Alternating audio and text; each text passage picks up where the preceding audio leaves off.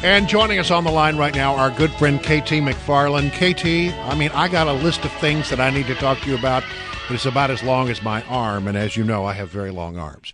And I want to start with this story that was on CNN yesterday. I don't know if you saw this, but the Chinese, they've built an island out in the South China Sea so that they've turned it into a military base, and they had claimed that as their territorial waters. And CNN was aboard a U.S. military aircraft that was going over that area to sort of make the point that we consider this international airspace. And here's what they heard on the radio from the Chinese authorities below. Foreign military aircraft. This is Chinese Navy. You are approaching our military alert zone. Leave immediately.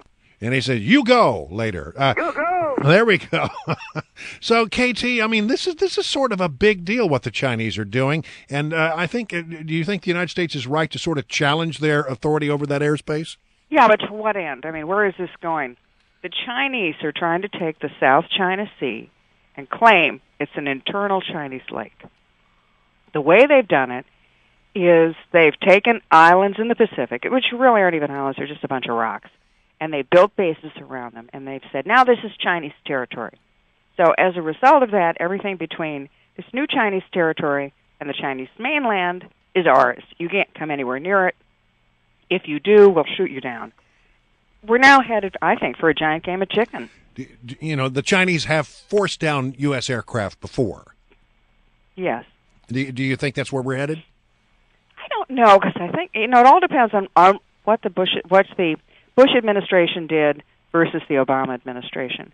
I think that you'll see this Chinese behavior, and it'll be the Russian behavior, the Iranians, the North Koreans. Everybody senses weakness in this president, and they're going to try to take advantage of it as much as they can while he's still in office.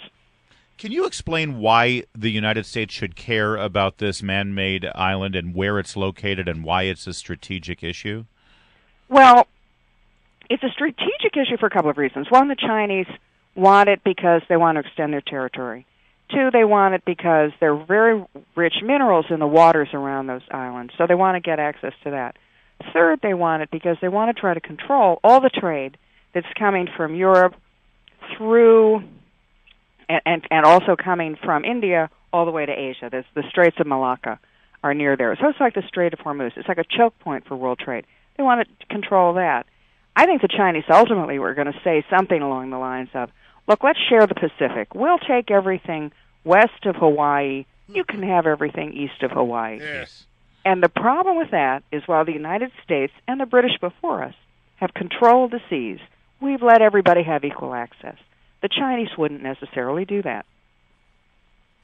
All right, and just to follow up, because this also factors into the trade deal that's being worked through in the Senate right now, something that Hillary Clinton refuses to take a stand on. We're actually trying to increase our relationship and our alliances in that region while China is trying to flex their muscle. This, money is the bottom line here, isn't it? Well, money and alliances, because who's China flexing its interest at the expense of? It's all of our allies in the region. It's not just the countries in that immediate region of the South China Sea, but it's everybody. It's South Korea, it's Japan, it's Taiwan, it's the Philippines, it's Vietnam, it's Thailand, it's Indonesia. All of those countries, China seems to feel that it should be the superior power over the hegemon. What you're seeing all around the world is a similar phenomenon. The Chinese want to be the hegemon, in other words, the major dominant power, economically, politically, militarily, diplomatically, in that region of Asia. Wow. The Russians want to be that power in Russia and Central Asia. The Iranians want to be that hegemonic power in all of the Middle East, and not only the Arabian Peninsula, but throughout the Middle East, and potentially even over to Afghanistan and west to North Africa. So why do we care about all this? Because it used to be the United States was leading from the front. And when you start leading from behind, then everybody's going to rush to take their place up front. And so you'll see a world, I think, by the time President Obama leaves office, where we're not the major players in these regions anymore. And to make it even worse, I think you'll see the proliferation of nuclear weapons in the Middle East particularly. You know, in the Mideast, it seems that nature and the politics there abhor a political vacuum. So when the United States pulled out of Iraq, for example, Yes. in a significant way, ISIS was more than happy to fill the void there, and they've taken Ramadi in attacks that were so sophisticated that apparently 10 Oklahoma City-sized bombs went off simultaneously. Yeah, you know, I once met with a number 2 guy in Iraq, and I said, where did ISIS come from? You know, a year and a half ago, nobody had heard of them, and then a year ago, they took major city of Mosul. He said, well, ISIS was born in the prisons of Baghdad, where the religious extremists were jailed. And then after the U.S. invasion, the Saddam Hussein, the Ba'athist senior generals and leaders, they were in the same jails.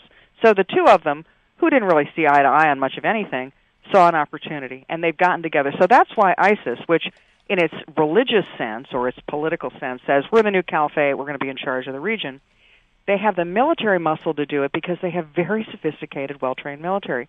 So what have they done? A year ago, in the battle for Mosul, there were 30,000 Iraqi army, and they were well-equipped, state-of-the-art American equipment, state-of-the-art American training, and they were up against 1,000 ISIS fighters. Guess who won the 1,000 ISIS fighters? Because the Iraqi army dropped their weapons and ran away. ISIS picks up the weapons. A year ago, they become the best armed military in the region. We had the same thing that happened last week when we decided we got this, we're going to retrain a new Iraqi army. We're going to give them state-of-the-art equipment because, after all, ISIS now has state-of-the-art equipment. So we give them state-of-the-art equipment. We train them. They go to fight for Ramadi. What happens? The same thing. They run away, throw down the weapons. So we've now resupplied ISIS a second time. And we're somehow still banking on the Iraqi military to save things in the region. The Iraqi military isn't ours to control. The Iranians are controlling it. K.T. McFarland, turning to 2016 presidential politics, what's a more relevant question right now to be asked of these candidates?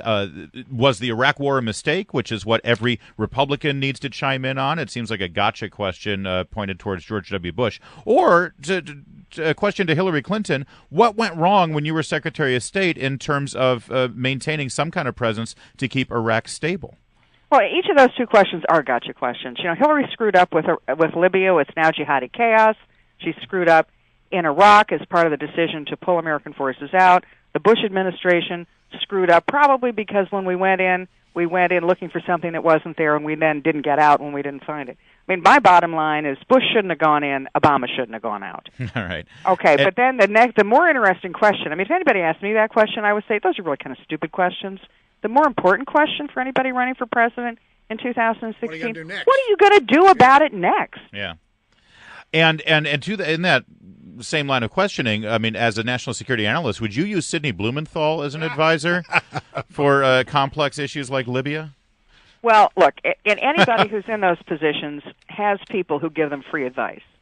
Do you think that's what this case was? Well, I think he was trading on it. I think he was giving her the free advice, and then he was running back to his clients and said, hey, pay me a lot of money. Nothing free on that. Giving him free advice that, by the way, helped his clients. That's right. Yeah, well, it helps him. Thanks, K.T. McFarland. Thank you, K.T. Always a pleasure. Thank you.